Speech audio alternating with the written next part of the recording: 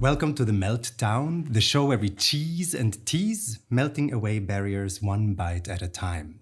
I'm your host, Soya the Cow, and today I have the wonderful pleasure to have Raffaela RAAB with me. Welcome. Hi. Raffaela is a very well-known activist for veganism and animal rights in the German-speaking countries and beyond. With your, as a name, the militant vegan, die militante Veganerin, you have gathered a huge following on social media, Instagram, TikTok, and your activism is unapologetic, it's direct, it's oftentimes controversial, and you have appeared in TV shows, there's documentaries about you, different social platforms, and always you go back to the streets. Your slogan is claiming veganism as a moral imperative of our time. Not being vegan is not okay. There we have it. And today you're here as almost like my little cow sister. Could we say that? I like that because you inspired my activism so much, and I think we have in common that we're both unapologetic and abolitionist vegans who try to bring in creativity into the vegan movement. And I'm so glad to be here, and I'm glad if you call me your vegan sister, I feel honored. My little cow sister, like my calf. Ooh. Maybe. So I can drink on your teats? We'll talk about that later. Oh, wow. It starts really well. So I want to know first, I mean, this show is called The Meltdown. What melts your heart? Well, in a positive way, every time young children come up to me and they tell me, Raffaela, your activism has inspired me to think about others, to think about the animals, to go vegan. And I think it's so mean how the non-vegans, how these trolls treat you. And they have this huge amount of empathy. They come up to me and they say, the others are so mean to you, and they scream steak, or I'm gonna go to KFC now. It's cruel, it's barbaric. I don't wanna be like them. I feel ashamed for them. And I just want to tell you, I thank you for your activism. And especially when they then tell me, my friends and my family, they don't support me, but I made my own mind up and the animals don't deserve that. That's why we need to be vegan for them.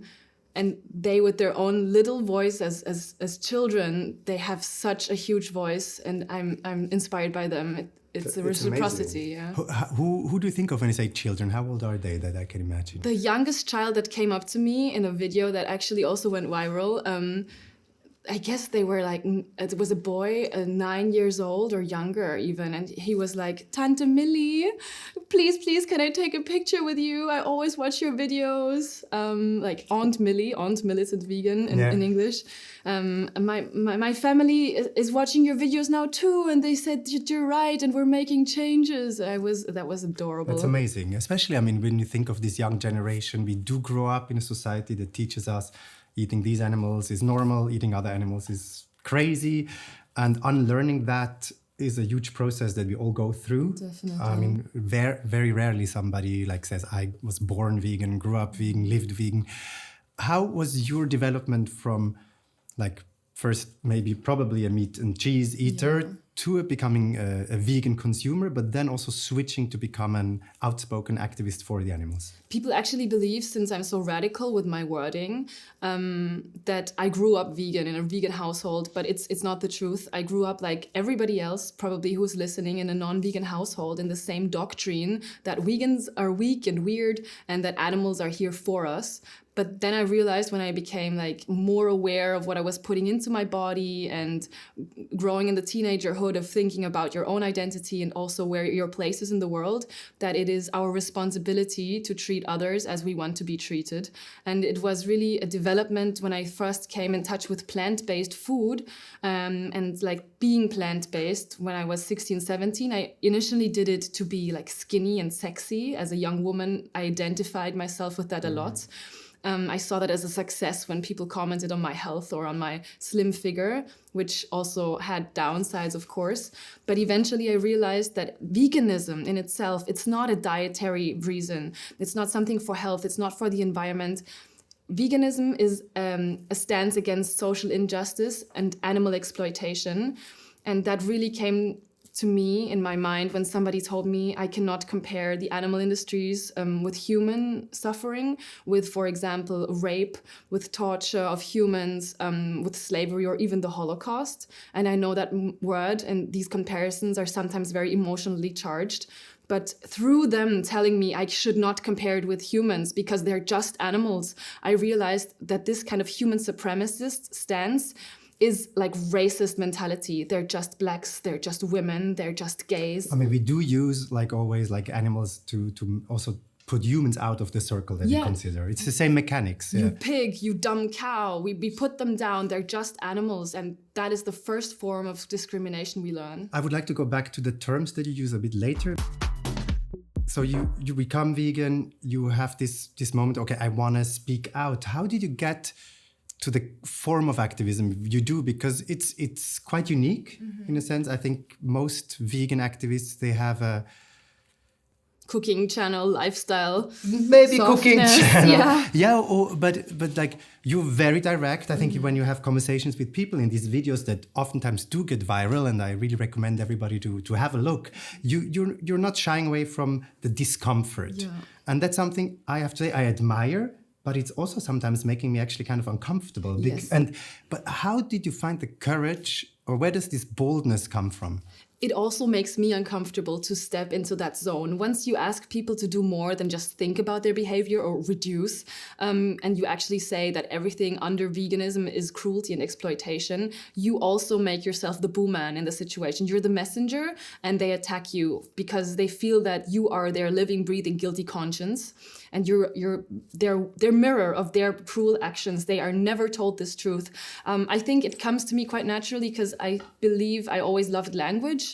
I admire beautifully chosen, eloquent words, and I've watched speeches of different fields, be it marketing, be it any form of stage presentation, PowerPoint karaoke. Do you know the concept? Yes. For people who don't know, it's like having to do a spontaneous presentation with just words and pictures. And I was at these events and Poetry Slam. I thought it was amazing. It captured me, and I believed that words are my weapon as an activist. So bringing someone the direct truth is a great form of showing them respect, because you ask them to change, and giving someone a truth, you know that they can change themselves for the better. So the honesty, the radical honesty is also a way of showing respect. It is, because a real friend, a real person who wants the best for you and your life and your moral integrity would tell you the truth. They would like do an intervention. If you treat someone badly, but I still like you a lot, I would say, hey, look, intervention. No, I hear you. I hear you. And that's pretty much when we do an outreach and tell someone, so, hey, look, you're a human, you have responsibility. Go vegan now, because you don't want to be an animal abuser. I wouldn't have this conversation if I truly believe that the person is cruel. So I do believe it is bringing them respect to show them their action and to ask them to align their actions with their not animal abusing morals. Yeah. And for people who don't know how you do your activism, so usually it starts like you target a certain square. You choose a content. It's fast, yeah. I mean, in the sense, a target in the sense you need to decide, do I stand in front of a supermarket? Do I go to, what kind of place do I go? Who I address? How do you choose where you go, and then what kind of conversations you want to have? I would say there's three main types of content, video, and conversation that I do. And I always think about how can I put this in the media afterwards, because obviously reaching people online is the most effective way to spread the vegan message. I think my most common content is in the way of Anonymous for the Voiceless, a big animal rights organization in the world. And we do street activism with video footage of the animal exploitation industries, mainly slaughterhouse footage, which grasps the attention of the passer-bys, and they look at the screens and they're like, what's happening here? And as soon as they have this emotional reaction and they stop to look at those terrible screams and hear the screams and sounds, we talk to them and say, hey, if you think this is bad, you should go vegan. So we use that as a hook. Another form of content that I do, or activism that I do, is I actually go to pride demonstrations. I go to feminism walks. I go to anti-war demonstrations. And many people believe that I do it to be against the movement there, like propaganda against pride or against the peace movement. But I say I'm going there because in marketing terms, people who are standing for equal rights and liberation body positivity and against war and for peace, they should understand that empathy belongs not only in the human realm, but also to the other animals. So in the marketing terms, we would call that the lower hanging fruits. It's easier to go and make them vegan, I believe. So I try to bring it in there too. Yeah, I saw these videos, and I mean, as a queer person, for me, it seems very close to me, this idea that we should kind of align the movements. If we are standing for equality of genders, equality of different sexual orientations, etc., it's true, like these concepts. That's how I came to animal rights. It was because I was speaking about consent, about the sexual agency, especially for sex worker rights as well. Wow. And then why do we exclude other animals? Exactly. It's and suddenly like it's very clear. The question maybe is about the strategy. Like when you go there, or also how I do things, what is the ultimate goal? How you like? Is it about the individual change in the conversation? Is it about the videos that you can create buzz, so you bring the topic into the media? Is it about maybe you have this position, I think, in the ecosystem of activists where you're very radical, so other people can do, let's say, the political work, which you probably can't do because you use certain terms.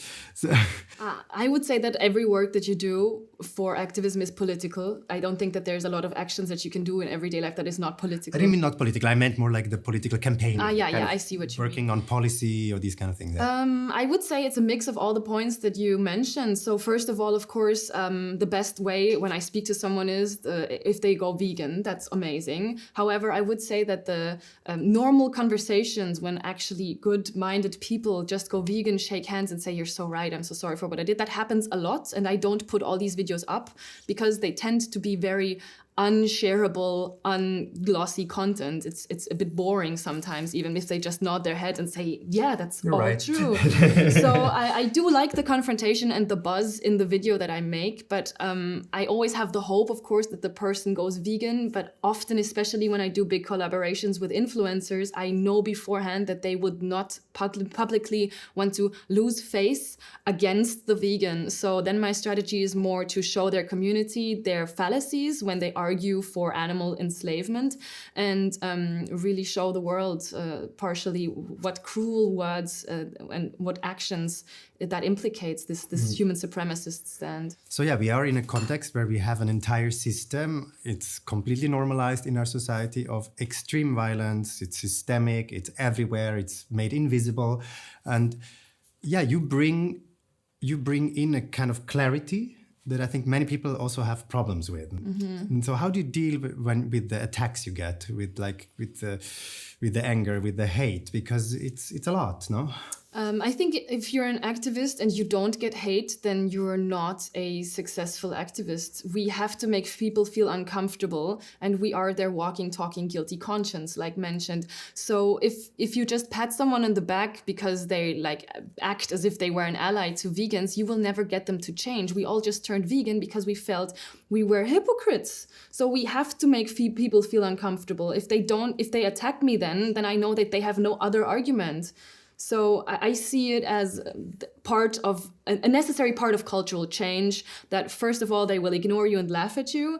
Then they will be extremely mad at you, or even have physical attacks, which is happening regularly to vegan street activists.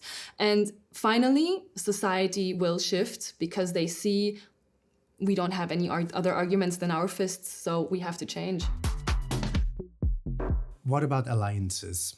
Because I think when you go, let's say, to Pride, and you think like it's a low-hanging fruit, but in a way it's also people who sometimes they might be really struggling with other issues in their lives. Or how can we kind of bring people along? Because that's something also people would sometimes reproach to you, that you're so direct and so with such a strong stance for what you stand for, that people might be off-put and then develop in a different direction. I don't have any data. I don't have any opinion. It's more a question of strategy, because in the end, I guess we really want the same thing. Yeah, we want a world where this horrendous animal exploitation changes, and then we need to find, where do we have leverage? Like, where do we...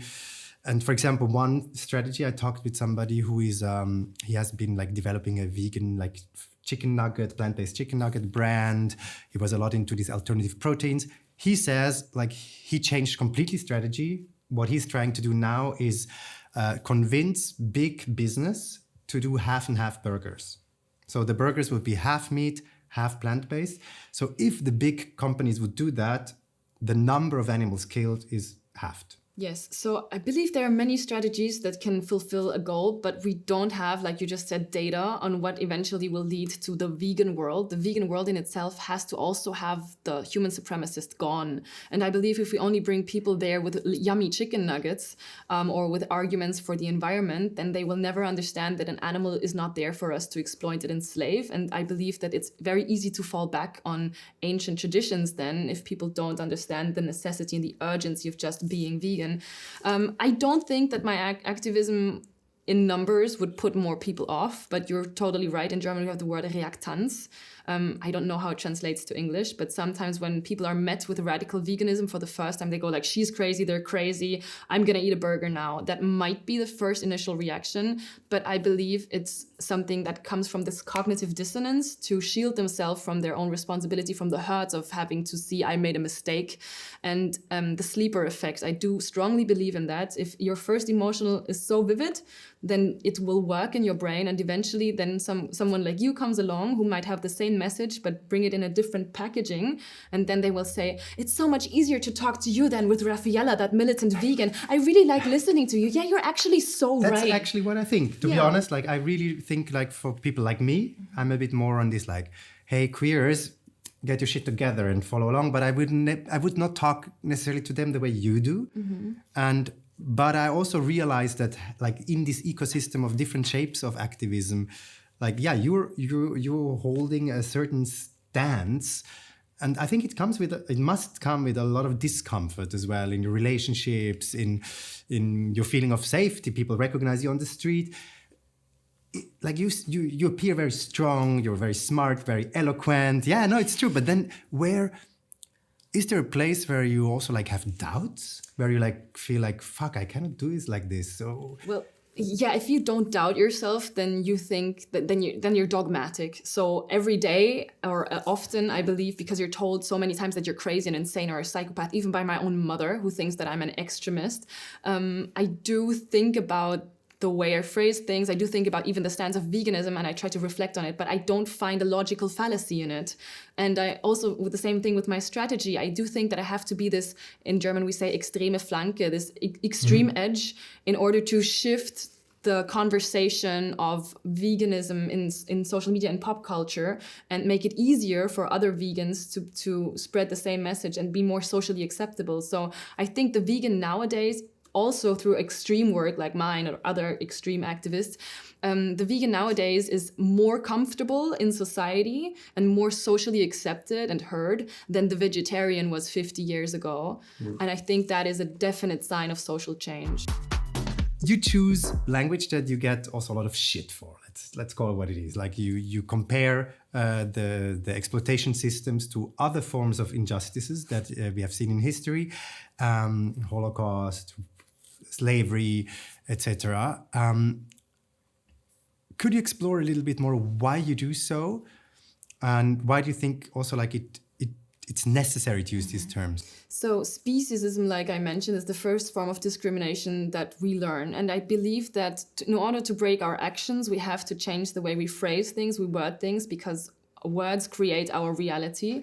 Now, if we use different language for our treatment of animals than we use for humans, that implies that we also have different rights and a way of treating them in the physical reality, not just in the verbal sense. For example, when we kill an animal, we use the term slaughter or even harvest. However, we wouldn't do that. You're shocked. I know it's shocking, but it's the truth. Yeah, and we see them as walking products. But if we use murder, even then some people are like, you can't call that murder. And that's where it starts. If we play the word game and we say, okay, I'm not going to use the word Holocaust because they're just animals, you try to stay in the language and the euphemistic, watered down terms of the suppressor instead of talking adequately for the victim. I think everybody would agree that if those were humans now in these industries, in these concentration camps, deported into slaughterhouses, we would be using these terms. And when we as activists say we should break the supremacy of humans and adequately also the speciesism, then we must start with the language. I agree. Yet at the same time, some of these terms, like Holocaust, for example, it has shifted in its meaning. I come from a Jewish family, for example. Some family members have been murdered during the Holocaust. I personally don't necessarily have so much a problem because I think the term is inadequate because it means kind of a peace-bringing total sacrifice. And there's nothing of a peace-bringing sacrifice, not with the murder of the Jews, not with the murder of the animals. But the question is that there is a specific sensitivity, probably also with the term slavery. And I would like to have these people on board. Mm-hmm. I would love all the Jews to speak out against what we do to animals, as much also what is happening in Gaza. There is something, but if we use a language that is so charged, mm-hmm. I wonder then if we kind of lose the alliance. Well, like I said, I don't believe so. I think if we want to really adhere to never again and actually be sympathetic towards the terrible suffering that Jewish families and my family went through and other slave or discrimination victims, then we have to realize the parallels and stop it from happening again. Or when we see that discrimination is occurring in similar ways to other victims. As a doctor, I must say I have to compare the diseases of two patients who are going through the same disease process. That doesn't take away the individual suffering. It just makes me treat them with the same pill. I think, comparison totally, there's nothing wrong with comparing. It's more about strategic question. Do you want to take people by the hand? I do believe. Yeah. I do. You know what I mean? I know what you mean, and you say, this word might even shock people so much. But I think somebody who is seeing animals as so low that they wouldn't use these very adequate terms, rape, slavery, Holocaust, they are maybe even unreachable to making them sympathetic. And sorry, I just have to say this is. If you talk about someone, why you use the word, it's not just a semantic discussion that is something else than persuading them of veganism. Is explaining to them why you want to use these words and why you believe it's adequate inside of the victims is actually the topic in itself, because then you explain to them that we don't want to lower down the suffering of Jews, of blacks, of gays, of women. But we need this contextualization, I guess, because that's also maybe part of the problem, that things are so nuanced. I mean, I've seen your work. I know where you stand. There's people saying Raffaela is like this and like this. But I hear your arguments as somebody who looks at animal and is not participating in this dehumanization. I mean, we want to humanize the animals. Yeah. So, but if people this is unconceivable for them, they hear something else. But then I believe the whole concept of animal rights will be also unconceivable to them. I'm not sure. I'm really not sure, because I feel like there is so much hurt in some the racist history that we have. For me, I think that we are different as well, but it's also differences that we can deal with. I feel uncomfortable in a way. I don't want to go to, let's say, a black person and tell them how they need to live their lives, because there is a history about. You don't want them to tell them to be vegan?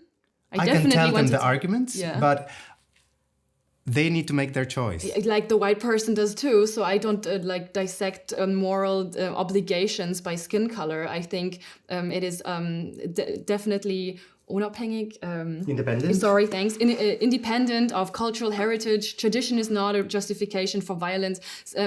Treating a black person who might have some kind of history with slavery in their family differently in the question of their moral obligation to not exploit animals is in itself speciesism. Racism. It's making them small. So absolutely no. I think the argumentation would be the same, but it's more there is a layer for me, and maybe that's also discomfort that I avoid, but there's something where I'm we do have dynamics, we do have histories, it's closing people off. So I try to first kind of build kind of an allyship, that we have a trusting relationship, and then I will have the conversation. And usually my experience is then they're listening, because otherwise they will not even start listening, because they seem, no, you white person don't come.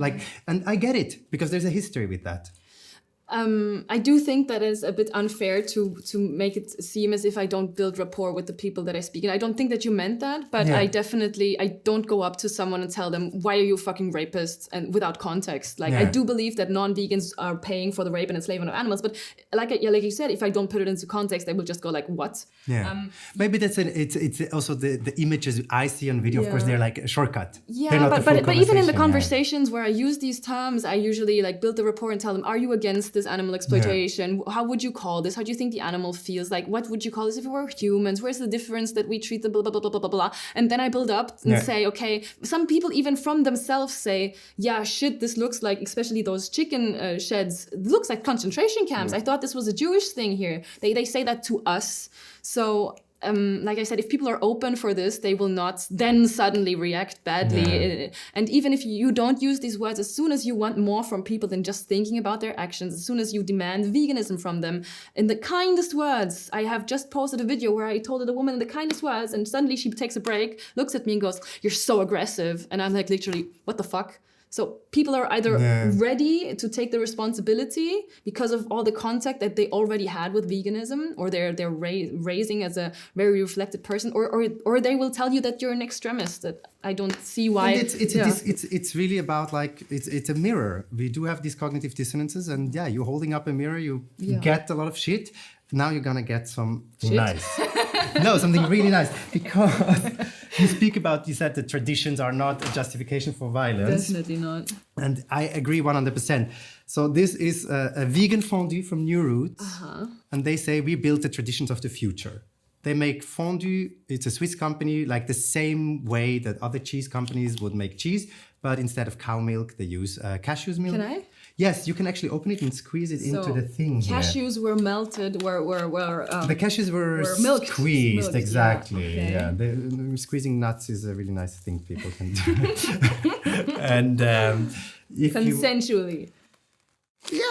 I mean, I don't know if they ask every single nut, like, do you want to? Then I don't want to eat it. No, but that's also this funny question. No, because it's actually really delicious. When did you have vegan fondue? I did. We had that at Sylvester, New Year's. It's the tradition in Austria. Exactly. We can renew the traditions. That's the beautiful thing. Please squeeze it in for us. I have to smell it first. It smells nice. It smells very nutty, but also cheesy. It probably has this, what's it called? Hefeflocken. Yes. What's it in English? Yeast, nutritional yeast. Yeast. It's a good secret for every vegan, like, or wannabe vegan, or almost vegan, or vegan tomorrow, or a vegan after listening to this talk. I thought you would squeeze it with more sensuality. Oh, I'm sorry. Wait. Yeah, I have OnlyFans, by the way. Follow me there. This is an interesting thing, by the way. Yeah, you do have OnlyFans. Yeah. And I read that you donate actually a lot of money for animal causes. Yeah. And you don't talk about it enough. Yeah, I should talk about it more. I love that you use, the body that you say you're proud of. No, but it's amazing that because there's this thing, veganism is about bodies. It's about agency and sexual agency. Well done. And the fact that we can use our bodies to then actually have other people and other bodies benefit. Mm-hmm. You like it? Yum, it's good. It's good. So let's warm it up. I will explain a few rules. Okay. Because fondue is a very social thing. If you lose the bread. Bread? I can lose something here and I'm scared. Yeah. You take some of the bread, you can put it on your plate. If it falls in while you eat, I have a special thing for you. Okay. I'll take some. As long as we're not playing strip poker. Well, sometimes people have to undress, but this really for your OnlyFans. Okay. But in this case, in our case, when we lose the bread, we're actually going to drink some milk, not cashews. Okay. It's real milk from a mother. From a mother? From a mammal mother? Yes. From breasts? Yes. Your breasts? I tried. No, it's not from... Actually, I can show you the mother. Now he has like a mini cow under there. And I show you the milk. So this is the milk. It's from a friend of mine. Her name is Tiziana. Tiziana? Well, yes, if you want, but it's that's her. Oh, she has lovely milk. Nice, no? Yeah, and she has a baby. Wow. She has it. For everybody who doesn't see my phone, it's a human mother, because humans also have milk when they have a baby, like cows. Also mammals. We're mammals. I made this open call, like, I need mother milk, and Tiziana was like, I have 2.5 liters in my freezer. Amazing, Tiziana. Have you had mother's milk? Well, I've had, sadly, mother's milk from cows that I stole when I was not vegan, and I sexually abused cows as a non-vegan to steal their titty milk. But the last time I drank from a human mother, I don't remember, because I was this big. Okay, so if you lose the bread, we're gonna have a shot. Okay. And let's make the fondue go hot. Vegan magic. Wait, we can make it hot. Oh, yeah. Okay. Okay. It works. Let's go. Are you ready to try? So I will now You stab the bread, step. Okay. and then you turn. You can make number 8. Then you eat it. And I hope you enjoy. Thank you. I'm fascinated. Being taught by a real Swiss person how to do this. The French would say, we invented it. I still love it. Is it too warm? No, it's good. Perfect. Without mother's milk. Without mother's milk, and it's they're really amazing. They donate also like 1% of the money to animal sanctuaries. And I want to do a little game, so I ask you questions. The first one is, when do you have your last meltdown? Wow. I could name a few. The last one. I think at every activist event, I have a situation where I have to go up to my boyfriend and just go like, having a rant. How could you be so stupid? How could you say that we can eat animals because they don't pay taxes? Why are people such ignorant fuckers? Somebody said they don't pay taxes. Oh, you would be... Lots of people don't pay taxes and we don't eat them, huh? Exactly. You would really be amazed what people come up with when faced with their moral inequality towards So animals. you have your meltdowns with stupidity. Yeah, with ignorance, with chosen ignorance, because I know that they wouldn't be so stupid in regards to any other topic, but towards the animals. Did you once think you went too far?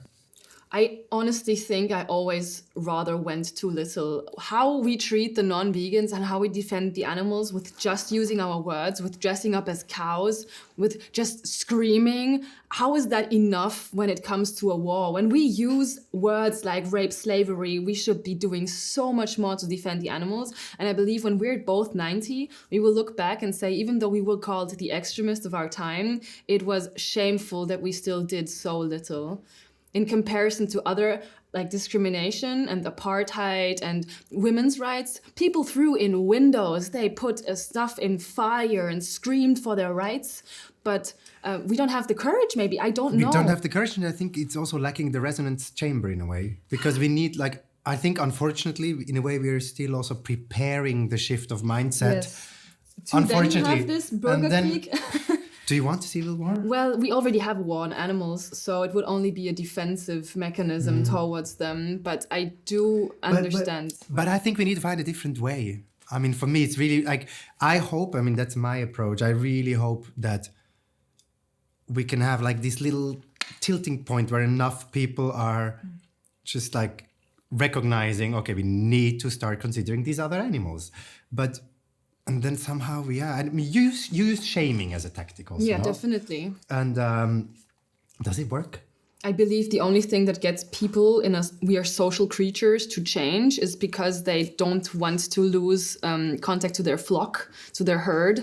And being the odd one out is uncomfortable. So as a vegan, you are an odd one out, but people with social integrity and strength towards themselves and their moral values, they will do it despite of being the odd one out, and then make it easier for everyone else who is very opportunistic to then follow their footsteps because they wouldn't be the only one out. So my activism is targeted towards the people who have this integrity, who aren't spineless, and therefore in every social group there will be sometimes you hear people say, yeah, my cousin is already vegan. But I mean, I hear you, but then, like, for example, you have these words like spineless. Aren't we all spineless in some way? Well, like, does it work to divide like the world into spineful and the spineless? Or because I mean, I think we have our blind spots, and I have definitely still mine on some regards, and we work on it, we learn, we grow. Well, if it comes to animal abuse, for me, it's quite a black or white matter. Either Not just because of the cow print, huh? no. Either you say you are against animal exploitation and you do your very best to be vegan in this non-vegan world, or you say you are against animal exploitation and then you make up some stupid thing like the vegans are extremists or I don't care anyways and it will always be that way. So for me, using those fallacies or even then mocking vegans is a very spineless, opportunistic behavior to not having to go through the little discomfort of change. You have to eat more fondue, otherwise you will never drink the mother's milk. I could also drink it like that because if I drop it in there, I will never find it again in the magic. You want to drink it? I actually am very curious to drinking human mother milk, yes. Drop the bread. I will drop the bread now. Drama. The bread! Oh, how could that happen? Oh gosh, okay, wait. Oh, no. Wow, double shot. Double shot. You want a big one or a small one? I'll start with a small one. Oh. And suddenly you're a careful person. yes. Like, no, I'm I just shy. remembered the breast. I used to drink. Oh, that was a big one. I give you the other one. Like this. Okay. You can take my glass. So she's healthy though. That's an important question because it's not pasteurized. It wasn't the freezer. I don't know. I drank it already last week. What do you mean with healthy? Because it's a binary. It's a binary concept. Doesn't make any sense. Well, I have to ask this question now. If you leave it in or not, I don't know. But human secretions can make you sick. So I'm asking if it's healthy. Like pasteurized. Yeah, exactly. It's not pasteurized milk. No, I'm sorry. I'm just like a little cow asking, hey, who has some human milk? I didn't do any doctor stuff on it. Do you want me to drink the double shot? I'll just drink the small one. You don't have to. I forgot to. I thought that it was checked for health, and I'm not sure if I'm on board with. I'm a naive little cow. I'm just like, no, I'm sorry. I would actually. I don't know if I stand for this. Don't drink it. I think it's a very cool concept to have this here, and I think it's interesting. But then please don't. I am concerned for the health aspect, as I would also be concerned of the health aspect of drinking milk from any other species. However, I do know that the stolen rape cow milk from cow titties is pasteurized, and I'm not sure how healthy it is. So I would not want you to drink it because I actually think it's never good to put anything in anybody's mouth without them wanting it, no matter if it's body part from somebody who didn't want to die or if it's body part from somebody who wants to experience them. Okay, that goes too far. I will drink it, okay? Okay. Can you cheers? I will cheers you. To veganism. To veganism. Free the nipple and free the teat. Thank you, Tiziana. Next one. Yeah. I actually, I don't know, it's a bit weird to say I like it. It's okay. It's sweet. It's honestly, like it's not that different from other like plant-based milks that I do drink. I want to tell people once again that drinking milk from a mother who consensually gives it from her breast, that is okay and that is vegan. If it's pasteurized and treated and I'm talking from the ethical point, but stealing milk from the breasts of a mother who was raped, whose child was stolen and murdered for Wiener Kalbsschnitzel, and who was then also killed as soon as she doesn't have milk in her tit, that is not vegan, that is not ethical, that is rape and murder. I need to go a bit more, one last kind of part of the conversation. Melting down for me is also about really changing shape of things. There's concepts that are solid. We have patriarchy, we have racism, we have speciesism, all these things we want to dissolve. But for me, these binaries, sometimes also I think they're a bit dangerous. So like, for example, like many vegans, they would always say like veganism is ethical, but it's not enough. Like you can be very unethical as a vegan. Cashews, as an example, if they're not ethically sourced, there can be horrendous working conditions for the people who do work there. How do you deal with these nuances? Are you interested in them, or you think they're just watering down the things? First of all, I would say that being vegan doesn't automatically make you ethical. It is the baseline. It is just not contributing in regards to animal exploitation to the animal exploitation. It doesn't mean that certain aspects of your life, also concerning animals, can't harm animals. For example, even going for a walk, you could step on an animal, or going for a car drive. Exactly. Being vegan doesn't make you not responsible for any kind of suffering in the world, and by all means, how we treat animals shouldn't be the only regard that we have in our life. You are absolutely completely right about that. Even when I say that somebody is spineless, I don't get to say that a child who has never been confronted with the topic of veganism, who's been indoctrinated by this society just as I was, just as you were, I wouldn't say that they're a murderer, a Nazi to animals. That never came out of my mouth that way. But as soon as someone who I believe is now educated in the topic, who I've had a lengthy conversation with, then still mocks vegan activism, I want to call them by the meanest shit. I kind of find peace, maybe it's a wrong peace, but I find peace in the idea that people's limitedness is not their choice. Oh. You know, like if You're people... too dumb to understand. But there is something about like, the world occurs to us as kind of the sum of everything we have experienced, that we have learned, our parents, our culture. So the conversations, which you are a part of, I'm a part of, people listening, all these things make a picture of the world. And if the resistance in people is too big to kind of translate it into action, for example, I prefer to live in a world where I think they cannot do differently. Maybe I have to find better strategies. For me, I prefer to live in that world because it gives me... I cannot be at war with the world the whole time. And there is also suffering that humans are not involved in. And there's some things that you can't change and some people that you will never be able to change. I like that. And I need to experience joy and freedom in my life because I want this for the animals. I want animals to be happy and free. If I see animals in a sanctuary running around or just lying in the sun, a pig, and I'm like... And in a way, I feel like we need to grant this also to ourselves. Because our liberation is part of animal liberation. You know what I mean? And there is something for me where if I see these limitations, but I'm like, I try to stay in a mindset where things are positive, because otherwise I kind of crush. And I don't know how you do with the fights that you're leading, because it's tough.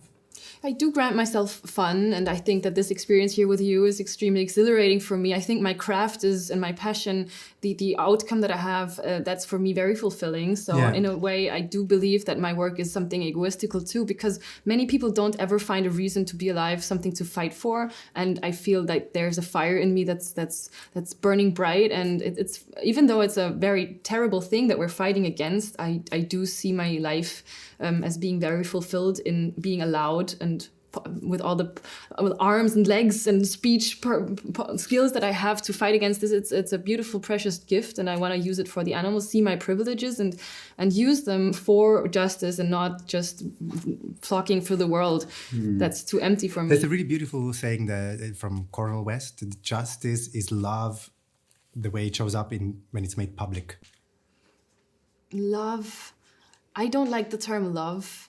Why? Many vegans say, I'm vegan because I love animals. And I'm like, I don't have to love every animal to give them and grant them the respect not to be exploited and enslaved. I don't have to love every gay person. I have to love every black person, every man, every woman, even to respect basic human rights, not to be exploited and enslaved. But isn't love, in a way, the desire that we have for whoever it is to thrive, to live their best life? It doesn't mean you have to like them, but you can still stand for them. But someone who I think is an idiot, I don't think that they should live their best life. I don't know, maybe that's a mean part of me. Maybe living their best life would then also fulfill moral standards that I would see in them, because they wouldn't otherwise have the choice. I like what you said before, realizing that some people, be it from their background, from the things that they never learned to reflect themselves, they don't have the cognitive choice even to understand the arguments that we're making. And people are in situations. I really think I've especially say in the queer community, some people they're the suicide rate is enormous. There is other things that are sometimes so omnipresent. Is it justified or not? Whatever. The thing is, not everybody always has what it takes to kind of look at things fully. And I think that's why I try to punch up. So I want to go to those people who I feel like, you have to address this now. And if people are in distress, in economic distress, if people have no choice also, let's say people in certain areas of the world, if there's no alternative, there is also no ethical alternative. And I think that's why for me, I really try to address the activism to the fucking supermarket chains. You know, it's like you are doing greenwashing and at the same time you build a new slaughterhouse. That's where I ideally want to target. So this slaughterhouse won't be built. That's the strategy that's absolutely legit. However, when I just talk to individuals, I think we shouldn't be so easy to give them a free pass. Your suffering and the problems that you go through, we should stop them from having always a victim mentality. And I do understand that some situations in life can be so tough and draining that you can't think about anything else than yourself. But your suffering isn't a free pass to cause suffering amongst others. But I agree. But that's why we need kind of a systemic change where also people have less distress. If you have if you're not desperate, you don't know how to pay your bills, and you have 5 children, and I don't know, whatever situation that might be, or you have like caring responsibilities for people with mental illnesses, and if we build a society of solidarity, I think then people actually might much easily switch. That's my hope. On the contrary, I would say that there are some people who are in great financial situations, who are very free, who don't have family responsibilities, who are then still ignorant towards animal slavery. So it can't only be that. Not only, but I think that's why for me, like, animal liberation has to come with also kind of a more social world where people have more equality.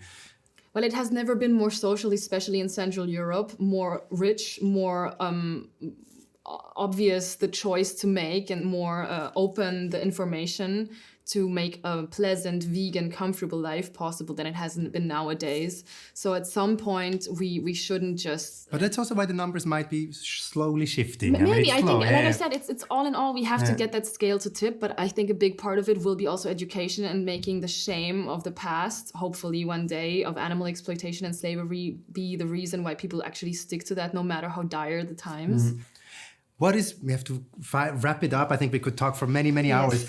Where do you see yourself in 10 years? Oh, wow. That's a difficult question. I do hope that I will be making the best content and contribution that I can still to the animal liberation that I can bring on. I do hope that I will have made an even bigger impact, especially on the young generation, of what it means to be an animal in those slave industries. And I just want to still be a part of that and have the honor to bring in my privileges to educate people on something that I wish I would have learned so much earlier. Amazing. I really hope it will come like that. And thanks for what you do for the animals. Thank you too. It's beautiful to have you here. Let's have some more fondue. And everybody at home, thanks for listening, for watching. This is The Meltdown.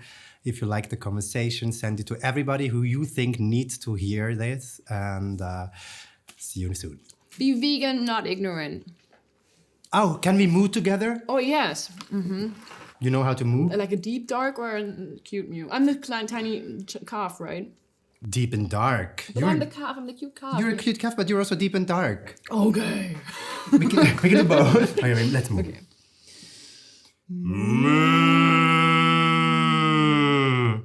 And now the cute one? Okay. Mew.